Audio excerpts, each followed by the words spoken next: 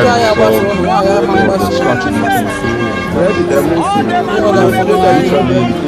Niger people don't bring no bunga Bishop news story. My name Nandehi. Make a sharply yarn on a son to we say it just happened. The Nigerian National Petroleum Corporation will be NNPC don't talk say they don't supply 13 million barrels of crude oil to Dangote Oil Refinery as they get planned to add another 17 million barrels of crude oil. Now on Thursday, the Executive Vice President of NNPC downstream wey name be Adedakpo Shegun, now come at yarn this talk on top Arise Television. All the men with their name be Fanny don't come dey fear after with this video of one lady wey go one herbalist shrine can't go use juju to go tie one man wey name be Ifanye as she come dey talk say no man and woman go fit separate her with this Ifanye.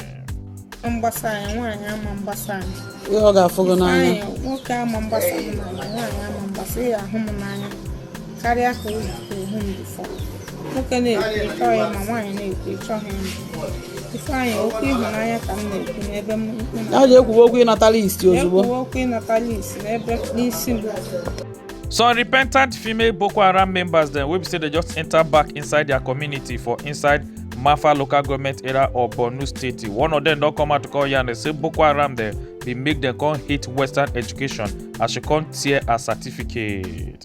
The People's Democratic Party chieftain will be Shegu Showumi don't come out to come fire bad man they give all progressive Congress people that will come out to come talk. Say President Bola Ahmed Tinubu not dey sleep for night because in they work hard to make sure say Nigeria go better. As Showumi come out to come dey talk. Say if now this one will be say President Bola Ahmed Tinubu not dey sleep for night. Now in Nigeria come bad like this and people they face hardship. Say better say make President Bola Ahmed Tinubu make him jelly go sleep as he go come out for Aso Rock. So better person go enter there. Now on Friday will be September 50, 2024. Now he come out come yarn this talk.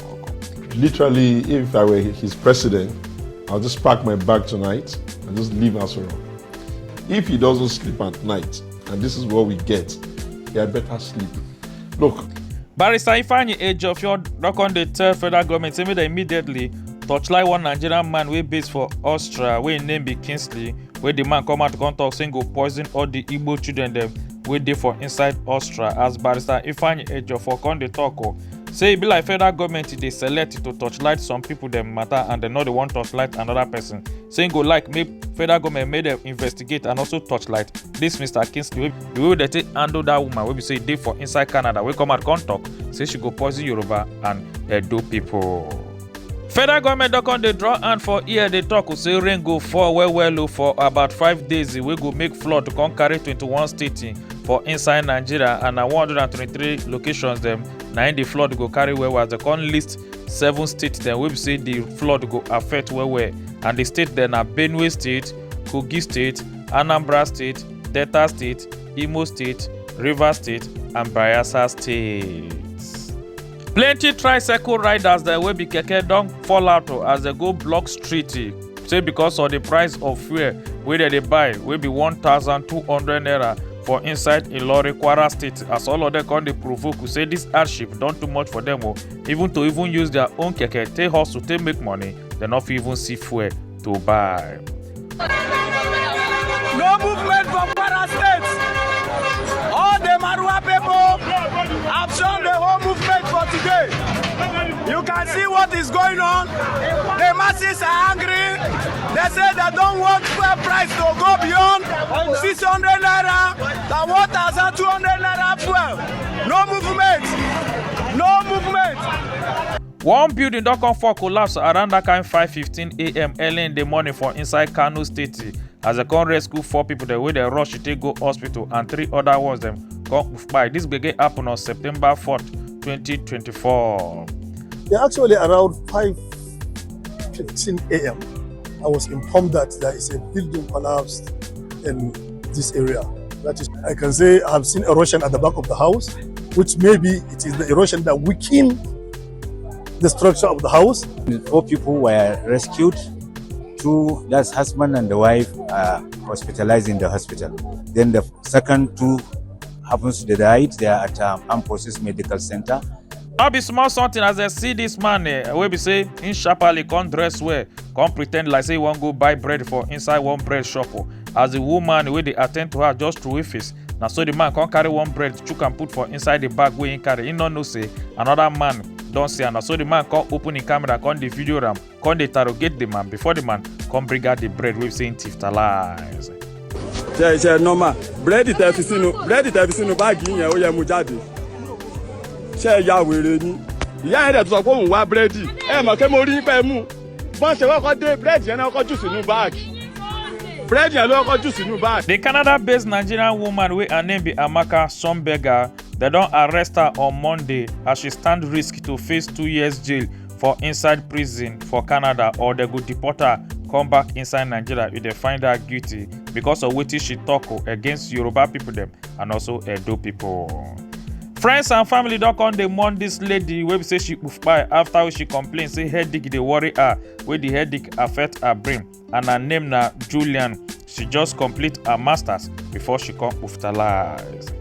The Bayelsa State Ekologba Police Command don arrest one man wey be say im go post one young girl naked video on top social media, as the video come dey everywhere on top social media, and the name of the man na Gift by 24 years old. Na September 3rd, 2024, na Ekologba Police catch am come arrest am.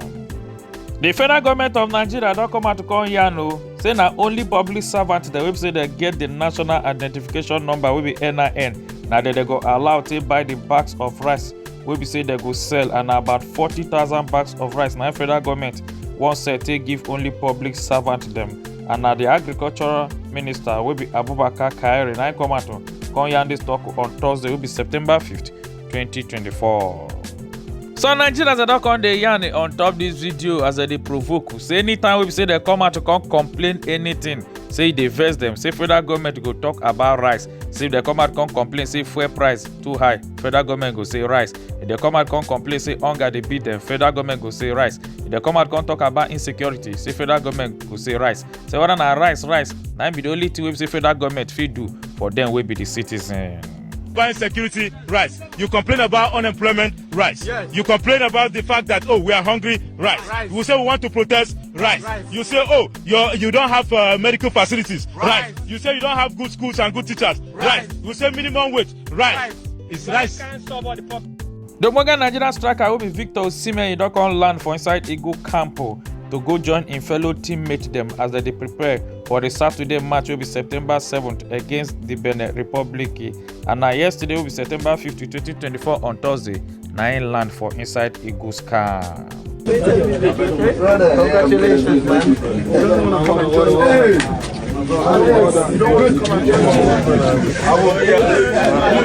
My God. If I don't come now.